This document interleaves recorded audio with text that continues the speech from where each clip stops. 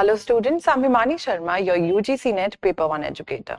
In this new YouTube video, we will be moving forward with the last day, that is a 30-day program that we have brought for you to, boost up your preparation for the upcoming UGC NET 2023 examination. So as you all must have watched the previous videos, you must have seen that how we move, the approach of this last lab program is through the PYQs we are going to revise or learn, if you haven't, the most important concepts which are there from the examination point of view. So first of all, I'll be showing you certain PYQs, and through PYQs we will be learning certain concepts, right? So the concepts which are there, right, they are really very important from the examination point of view, because multiple times the questions have been asked in one way or the other, right? So the topics or the concepts play a vital role when you are preparing, and you should know the pattern. So this video will be helpful in that very thing as well, right? So first question that I have for you is assertion reason based. Right, so we have two statements here. You can pause your screens and you can answer the question as you want, right? First of all, read the question here and then I'll show you the options which are there, correct? So the assertion says that National Education Policy 2020 has recommended for setting up multidisciplinary education and research university, correct? The reason for the same is MERU will aim at attaining the highest global standards in the quality education. So you can pause, you can read and then move forward with the options of the, the ones that you are supposed to choose from. So the answer to this question is option B, which says that both A and R are correct, but R is not the correct explanation of A. Why? We will see that, right? So first of all, let's just read the assertion which was there. The assertion said that NEP, that is National Education Policy 2020, which was a really, a transformatory, thing which was there, which has been taken, transformatory thing, or what you can say, transformatory step which has been taken by the Ministry of Education, right, to boost up certain things, to level up the quality of education, correct? So if we talk about NEP 2020, after 1986 National Policy on Education or National Education Policy, this plan came.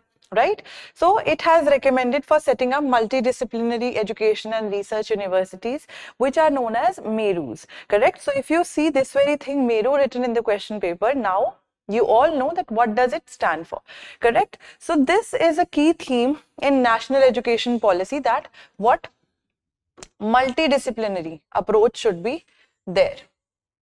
What do we mean by multidisciplinary? It means that there will be no hard and fast, divisions or distinctions between the subjects or streams of arts or sciences or commerce, etc. It should wholly depend on the student that what he or she wants to pursue, right? Hence, multidisciplinary higher education, right, is really very important from the NEP point of view. Under NEP 2020, the model public universities for holistic and multidisciplinary education at par with IITs, because we most of the time are talking about the research university, right? And IITs, IIMs, etc., they are called MERUs because most of the times the research in the science and technological field is done where? In the IITs field. So IITs are generally associated with science and tech. So through this very approach, through the setup of MERUs, the NEP 2020 focuses on, combining the disciplines which are from different backgrounds, right? Some multidisciplinary programs will be offered across institutions by grouping them into various clusters, and seeing that what disciplinary approach does one student want to have, correct? So along with science, they can choose a normal subject of history, right? So the combinations will be made according to the grouping which will be done by them. Engineering institutions, as we talked about, the top ranked IITs, IIMs, etc., traditionally have focused on what? Science and tech, as I told you, engineering and technology. But with the NEP 2020, it tries to move forward with the holistic, that is the overall development of a student, right? That he or she is not bound to study science because he wants to go somewhere, right? Like, you know, in life, do something great in life. But how can that be achieved if he or she is also willingly doing something which he or she has interest in, basically, correct? So with more arts and humanities along with multidisciplinary education, so from engineering and technology as a hardbound field in itself, they should move to multidisciplinary approach altogether, correct? Offered alongside engineering degrees such as envisaged in the NEP 2020. Hence, the assertion is correct that yes, NEP demands the development, demands, you know, building up what? These MERUs, correct? Now we have the reason. So if we talk about this very reason, why do we say that the reason is not correct explanation of A? Because if you read this statement without even reading the assertion, it does make sense, correct? But if we talk about here, let's just see in the question. We write because Meru will aim at attaining the highest. No, it does not make any sense because of the fact that this statement is different. Not really because the Merus are being used there. Yes, they are being used there. So you can get confused. But the only thing that you are supposed to take things in mind while solving assertion reason based question is that the reason should agree with the assertion, right? So you should think of words like because, etc. to see if they are coherent in nature, if they are, you know, connected to one another. So here we see that both the statements are not really connected, but yes, they do stand, you know, alone and do make sense. So Meru will aim at attaining the highest global standards in quality education. Under NEP 2020, the model public universities, as I told you, this is what we have already talked about even in the assertion part, correct? They will also help set the highest standards for multidisciplinary education across India. So basically, yes, as the entire focus of NEP 2020. So this is, as I told you, this is the video from where we are starting with the higher education purposes, right? The higher education unit. So we will be talking more and more about, and I will bring forth for you the questions which are related to NEP 2020, because every year questions are being asked from that as well, correct? Moving back again here, let me just write this very thing. So 1968, first policy of education came, which was known as the National Policy on Education. Correct? And then in 1986, so you can see the numbers shuffled here, correct? So 1986, again a policy came for the educational front, right? Making changes somewhere. And here, the motto was access and equity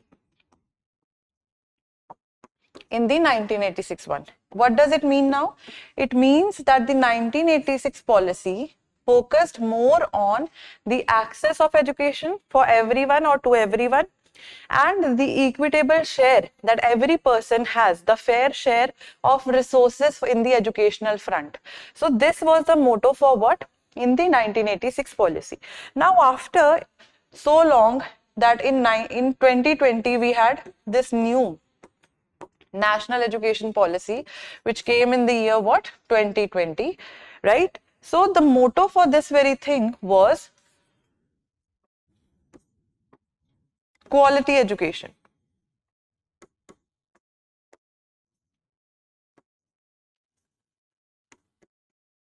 So if you all are even making notes about NEP, etc., pause your screens there and then and jot down what the video has for you all, right? So as I am telling you in chronological sense, first NEP, right, NPE, sorry, came in 1968, and then the words shuffled. 1986 it began, just because if you want to, you know, memorize them in a chronological order. And then after so many years, in 2020, the National Education Policy came, which moved away, really not really moved away, which brought new thing into, you know, the perspective of the people, that yes, access equity is there, but should be with the education. The quality of education should not be compromised, correct? So hence reason is correct, but it is not the, you know, explanation for, it is not the correct explanation of what did we have in the assertion part, correct? The next question that I have for you here is, in the context of higher education, you can pause your screens. Honorable Supreme Court directed which of the following national body or organization to frame and prescribe a course in environment education?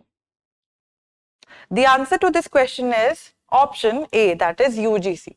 So UGC has been given the responsibility to have a particular course in what? In environment education, so that the most neglected subject, right, should be studied by students. Students are aware that there are certain things which are happening across the globe which they should all be knowing of. Let's just read it from here.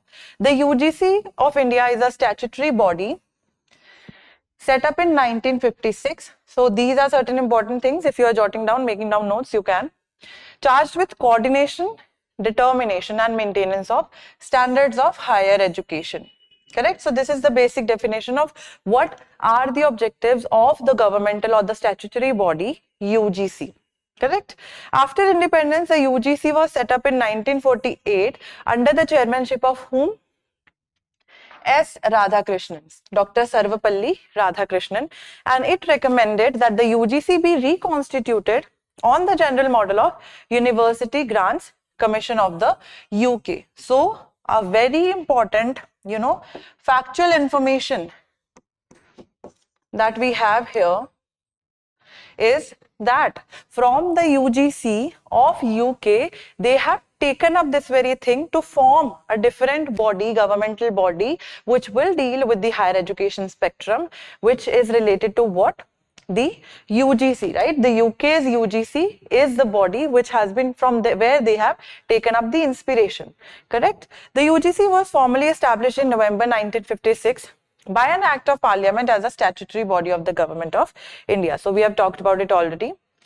It has recently instructed its affiliated universities and colleges to introduce a 6-module course on environmental studies at all branches of an undergraduate degree.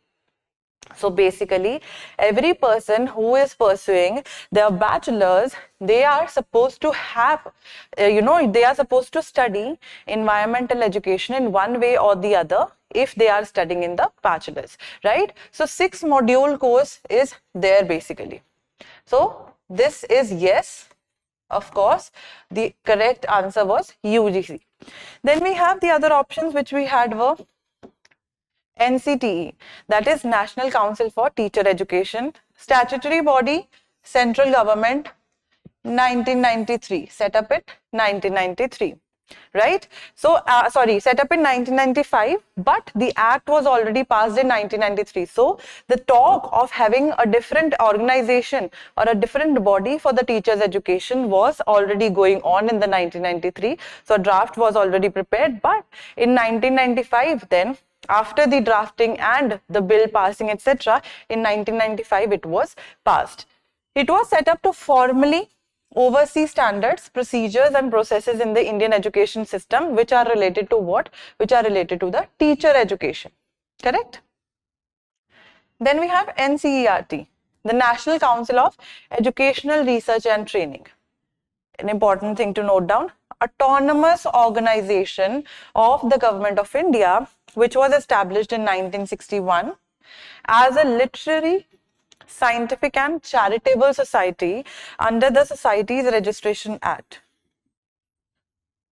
So certain kind of factual information related to what? Related to NCERT, NCTE for the teacher education, National Council for the Teacher Education.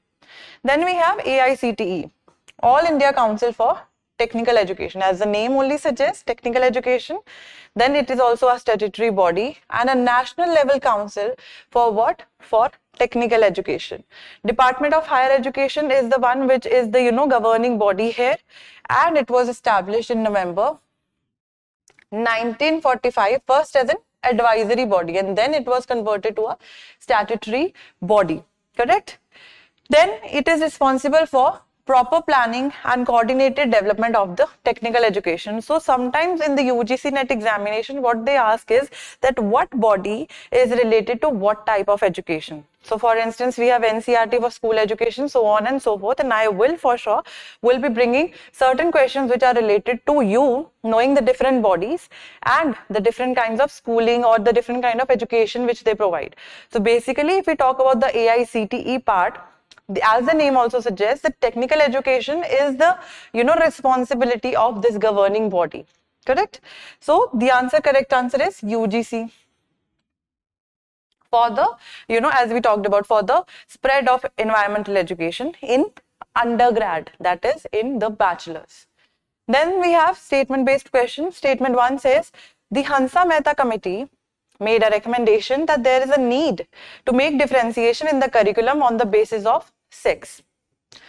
Statement 2 says, Bhaktavasalam committee recommended that the government and the public should both act jointly, realize their responsibilities, and proceed in a planned manner with regard to the education of girls in future. So you can pause your screens and think of an answer which you think is correct here. The answer to this question is option D, which says statement 1 is incorrect, but statement 2 is correct, right? So the Hansa Mehta committee made a recommendation that there is a need to make differentiation in the curriculum on the basis of sex, right? So first of all, when was this committee set up? This is an important thing, and Hansa Mehta committee has been asked in the question, like, in 2021 multiple times in multiple papers. So even in the match the following or the aims, etc. 1962, the National Council on Women Education created the Hansa Mehta committee to recommend steps to improve women's education. So how can we memorize this very thing, that this is a committee made up by a woman, right, which is telling that the education of women should be taken care of. Correct? Some major recommendations: at the primary school level, no distinction should be made in the curricula for boys and girls. Correct? But simple needlework should be there, right?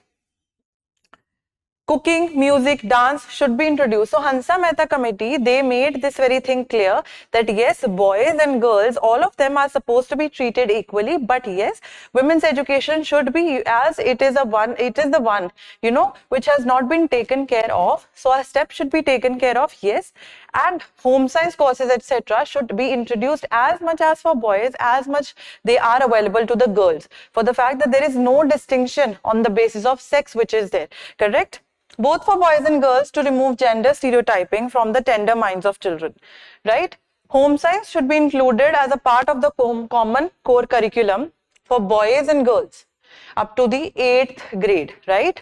After the middle stage, 1 to 3 years, courses should be divided to train boys and girls for distinct life vocations. So for different life vocations, there should be courses, but yes, till the 8th standard, all of them should be knowing simple life skills which are there. Hence, statement 1 is correct, incorrect, which is there. Then we have statement 2, which says Bhaktavasalam committee recommended that the government and public should both act jointly, realize their responsibilities, and proceed in a planned manner with regard to the education of girls in the future. So, first of all, who was the one who established it? And there's this quick question for you all, that tell me the year, if you know, in which this committee was there. Correct? So, we have talked about the Hansa Mehta committee, which was in the year 1962, but a quick question, that in which year the Bhaktavasalam committee was established. Correct? But it was under the chairmanship of Mr. M. Bhaktavasalam by the National Council for Women's Education. So same, the National Council for Women's Education, they were the ones who were the ones who made this committee, Hansa Mehta committee, and then this very Bhaktavasalam committee to investigate the reasons. Now this very committee was the one which was trying to see if there are any reasons that why women are lacking more in the education field, right?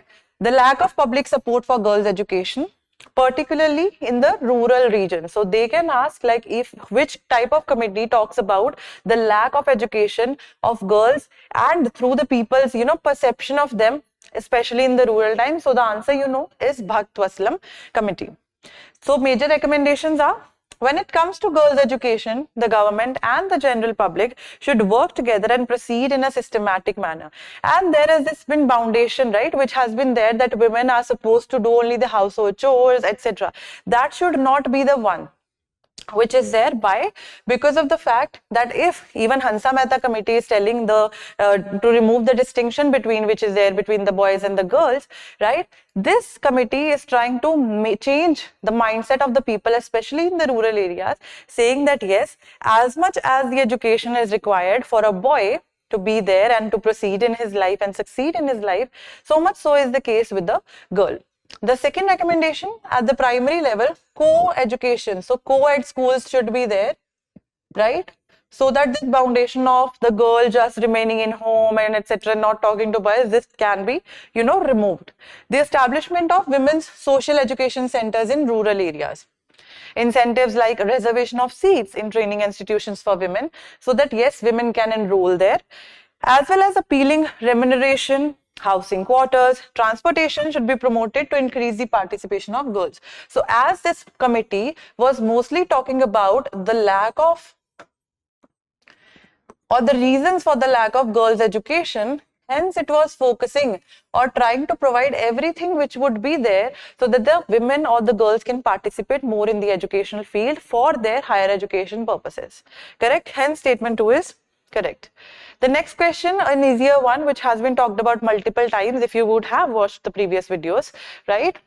The satellite used for the transmission and telecast of Swayam Prabha is called. So we have talked in the previous, videos where we were talking about these Swayam Prabha, MOOCs, etc. But what is a satellite? I have told the answer, so try to give me the answer. The answer to this question is option B, that is GSAT 15 satellite is the one which is used for the transmission and the telecast of the Swayam Prabha. So what is Swayam Prabha? First of all, it is a group. Swayam is different, but yes, Swayam Prabha, they both are the ones which are there for the propagation of the higher education. So Swayam is a website or a portal. So the full form is here. If we talk about the Swayam Prabha are a group of 34 high quality educational channels. So in the previous times, this was 32. So a question could be asked like, previously how many channels were there? Previously 32 channels were there. Now there are 34 DTH channels, right? Via direct to home across the country. Why? For the spread of high quality education. All DD free Dish and Dish TV subscribers can receive the Swayam Prabha DTH channels. It means that they are available to all. Correct? It broadcasts various educational programs 24 hours a day. So 24/7 you get the access to education, right?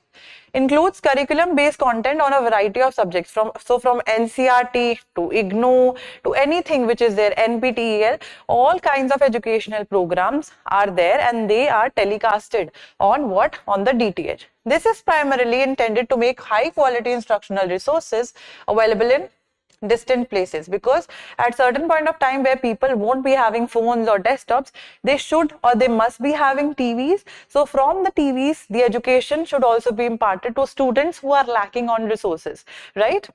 The GSAT 15 satellite is used by the DTH networks to broadcast their programming. So this is the correct answer that we have. Thus, the satellite used is what? GSAT 15. The next question is match list 1 with list 2, right? So types of education which have been there and what were their main objectives, etc. So pause your screens and choose the correct answer from the options which are given below. The answer to this question is option D, which says A is to 2, B 3, C 4 and D 1. So let us just see that what do we have in these different kinds of education which were there even from the ancient Vedic period to the modern eras, right? Here we are talking about till the Buddhist times, because in the options we have been given the options from ancient to the Buddhist school of or the system of education. So first of all, the ancient Vedic education. In the ancient times, the education was imparted orally and the students used to go to gurukuls, etc.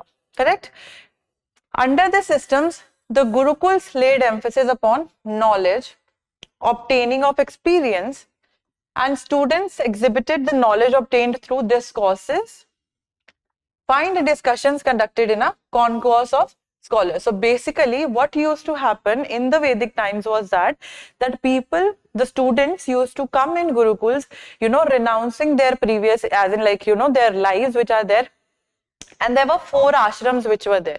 If you know the 4 ashrams out of one, which is brahmacharya, right? The students used to come, stay with their, teachers and learn certain things, attain knowledge, have participations in various kinds of discussions and debates, right? So in the ancient Vedic times, the education was not really related, to something which was rote learning, on learning only facts and all, but also to the holistic development of a student, even from the spiritual to the moral to an intellectual part as well. The objective of education was not merely reading, as I told you, but the subjective assimilation of knowledge and experience. So knowledge and experience combined together, that through knowledge you gain certain experience, and from experience as well you gain certain kind of knowledge. Even in the previous videos, if we talked about, we have done the research paradigms where I have talked about empiricism. Right? So through empiricism, that how we gain certain things, through our experience. This was also the focus of the ancient Vedic education people. Post-Vedic education. According to this education, the realization of true knowledge and achievement of the absolute Brahma. Here we are not talking about the God Brahma, but Brahm ki prapti, etc. We are talking about here that you have renounced the world and now real knowledge is the realization of the ultimate relation of the soul. So Brahm ki prapti hona. Right? So that thing is being done there, and the focus was that knowledge results in wiping out falsehood. Why? Because you have come into realization of the soul, your Brahm. You have got the salvation. That was a post-Vedic education. Then we come to the Brahmanic education part. The main aim of education was the propagation of religious ideas and principles. So here we are talking about the Brahmanic. Here we are talking about the Brahmins, right? The Hindus which were there. So their main aim was the propagation of what? The religion and the principles that come along with their religion of, Brahmanism. Realizing the significance of character in the life of man, the educationists of ancient India laid a good deal of emphasis on character building. The students were encouraged to take part in everyday religious rituals. They realized that spiritual development, which is possible only through the development of character. So in the Brahmanical part, you were focusing more on the character development and the religious ideals which came along with the usage of your daily activities which were being done. Then we come to the Buddhist system of education. In the Buddhist education, Lord Buddha was obviously the propagator who was there, right? So his principles were there where in the Jataka tales as well.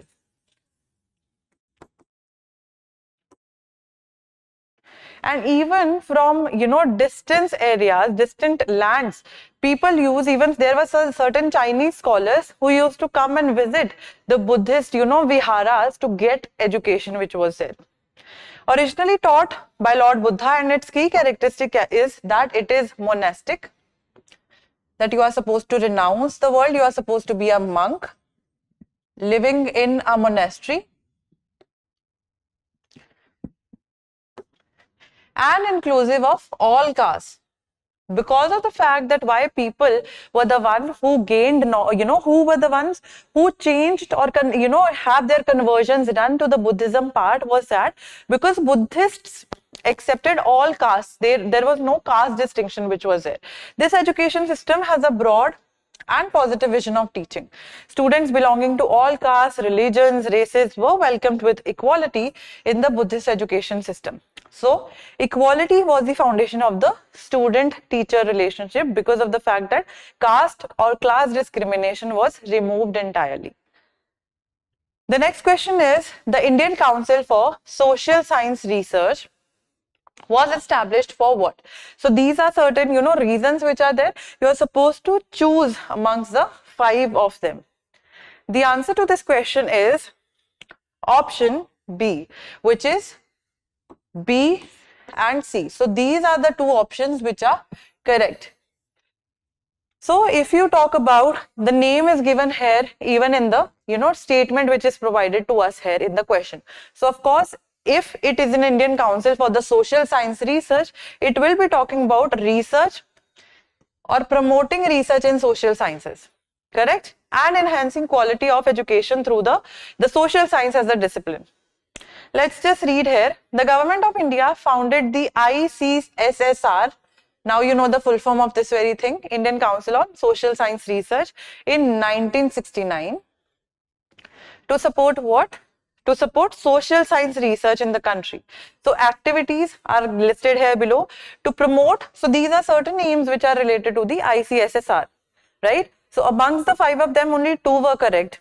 And the other aims which are there, apart from the 2 of them which are correct, are here. First of all, to promote the research in social sciences, because it has been such a neglected field in the previous times, right? Only science and technology have been given, the more prominence which has been there, and these kind of fields which are from the humanities streams have been, lacking certain kind of support even in the field of research.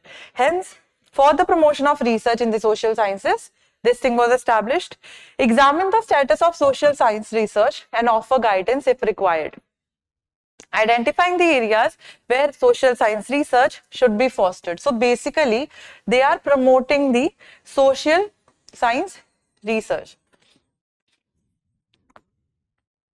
Sponsor social science research initiatives and programs. So for instance, we have E-Yantra, which is related to robotics, which is a different field, not in the social sciences part, but I'm just generally giving you an example that how the programs, right, the things which are provided to the students which are required for the robotics projects, right? Same is the case if one wants to promote the social science research. Of course, initiatives should be there, right, and foster the habit of curiosity between the students, in the student.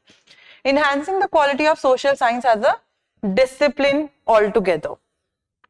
Scholarships should be given, fellowships which are related to social science, right? Therefore, the ICSSR, that is Indian Council for Social Science Research, established for promoting research in social science and enhancing the quality of social science as a discipline. So that's why we had those 2 options which were related to promoting social science research and enhancement of, or establishment of social science as a different discipline is been talked about here in the ICSSR project. The NEP 2020 prioritizes the increase in the GER. GER stands for Gross Enrollment Ratio. In preschool to secondary level by 100% by the year.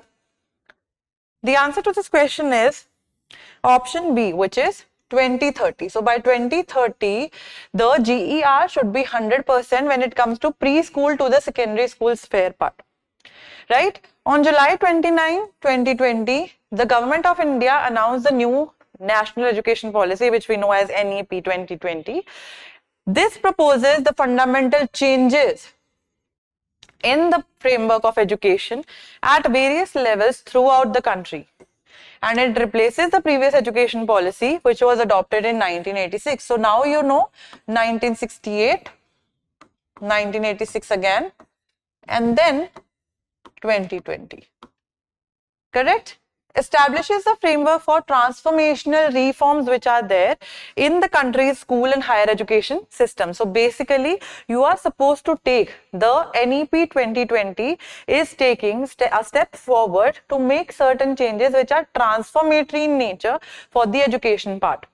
The new policy aims for a 100% gross enrollment ratio. Gross enrollment ratio is something which is related, of course, to the educational part and how the students are getting enrolled, be it the boys or the girls, in the educational front. So basically, then enrollment in the education field from the preschool to the secondary level should be 100% by the year 2030. Correct? With the addition of preschooling provisions for children, the structure of school education has been revamped, right? So the structure of the thing, the NEP 2020 is a question for you all. If you know how NEP has divided, previously the structure was 10+2. Now it is divided into what? Right? So you are supposed to tell me by commenting down below. But of course, we will be bringing forward those questions which are related to even the structure of NEP 2020. So by 2030, the GER should be 100% from the preschool to the secondary level. Next question is, for maintenance of standards of teaching, examination and research and coordination of UGC, right? In the university education, which are the following sections of UGC Act should be referred to? You can pause your screens, right, and try to answer this very question. A rare kind of question which has been asked by UGC. So this shows you that yes, you do need to make certain kind of effort on your part if you want to nail the examination. The answer to this question is option D, that says section 12. Let's just read what is there in section 12. It shall be the general duty of the commission, that is UGC, in consultation with the universities or other bodies, to take all such steps as it may think fit for the promotion and coordination of university education and for the determination and maintenance of standards for teaching, examination and research in university. So basically, this we can think of as a general objective of UGC. But yes, it comes under a section which is section 12, which talks about the teaching, examination, research coordination in the university education and also the maintenance of standards. So if they ask what is in which section the maintenance of standards for the teaching, examination and research is there, that is also section 12. Hence we have the answer, section 12. Reading further, for the purpose of performing its functions under this act, the commission may investigate the budgetary requirements of universities, that what are the budget allocations which are there for their funding, etc. Allocate and disburse funds to universities formed or incorporated by or under a central act. So we have certain universities which are there under the central act, under the state act, etc., but which are there for the maintenance and growth of such universities, and allocating and disbursing funds, which means giving or providing these kind of universities with funds, right, for a general or a specific purpose from the commission's fund. Henceforth, we have talked about this very term, disburse, means giving the funds which are there.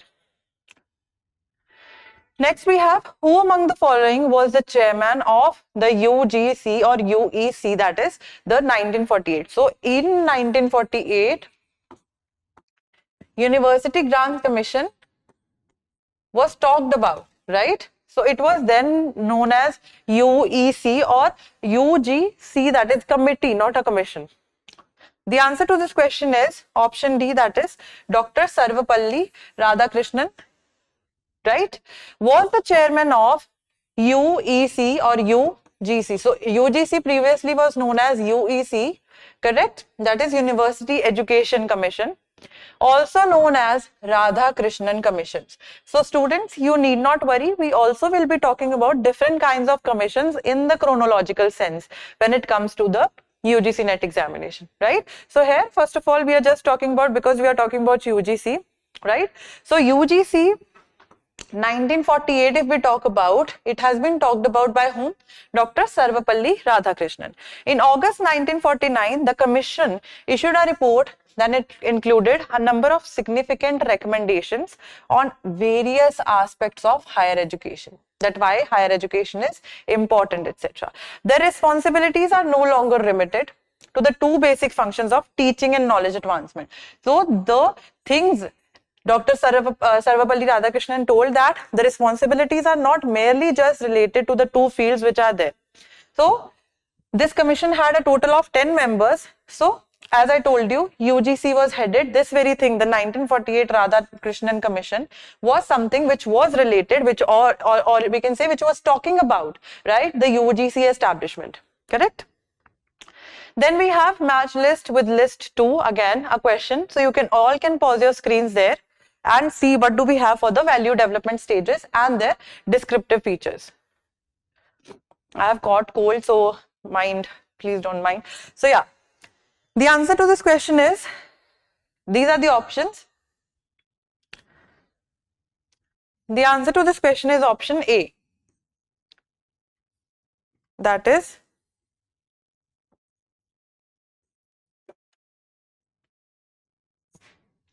so we will be talking about these stages of value development. There has been, there have been there discriminations which have been there, which were related to the various disciplines which are there in the fields of education, and value, vocational or environmental education. These types of educational, things were not given that much importance. So these three things have also been talked about in the NEP 2020. Now, first of all, let's just read the answer. What is value collection? Students adopted those values which are socially or culturally standards or behavior that are legitimized by the society. So anything which the society accepts as being true, or which they think is correct, that is known as value collection, that the student collects those values from the society itself. During this process, learners identify and accept the norms and standard behavior of the idealized individual. So if I have certain idealized individual, for instance, I have my teacher or I have my mother or my father as the idol which is there, right? I am going to look forward from them, and from them I am going to inculcate certain values and I am going to collect those values. These are acquired from the members of the community. So these are, with time, these values are acquired from the community, maybe the community of teachers, maybe the community even in the religious part, etc. So the student collects the values. Value assessment, right? So these are the ones which you are supposed to jot down in the chronological way only. First of all, value collections are done, right? So if they ask you to arrange the value stages, you can do that. So stage 1 is value collection, that you collect values from the idealized individuals and you acquire those ones. Then we have value assessment, selecting and assimilating the values that one values. So I will now see what are the values which I hold close to my heart. The major objective and function of the program are to help students create a well-rounded and balanced personality, as well as to develop all aspects of the human intellect by assessing their own values and seeing which values do they consider okay, which values they do not consider to be there even, correct? So basically assessment is done for the holistic development of the students.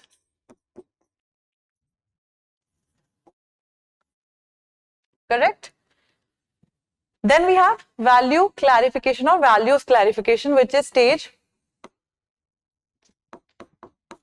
3. Correct? Continuous process of defining what one values, right? And how one acts in one's daily life for following those values. So in the value assessment part, we talked about that, yes, this is a value that I am going to cherish, right? In the value clarification part, I am going to see how am I practicing those values in the real life, correct? It also enables us to assess the difference between words and action. That they say that actions speak louder than words. And am I acting out on the things that I'm saying? The values which I think are correct on my part, am I also practicing them in my real life? That is the question there. When there are gaps between practiced and preached values, that's why words and actions. So actions are practiced and preached are the words. So the differentiation between the words and the actions.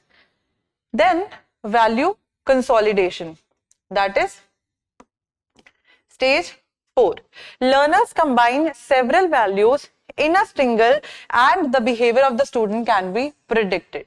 So after combining, as the name also suggests, consolidation, solidly forming something by combining them, right? So consolidating the values which you have there, which you have predicted, and because of those values you can predict the behavior of a student, that yes, he cherishes these good values, that he must be a good student, etc., so on and so forth, right? So this is what we had in today's lecture, today's video, that we were supposed to do, which were related to higher education part. I will be bringing certain more videos which are related to the higher educational front when it comes to the UGC NET examination. We will see you again, and comment down below if you have any doubts. I will see and I will surely reply. Thank you so much. Have a good day.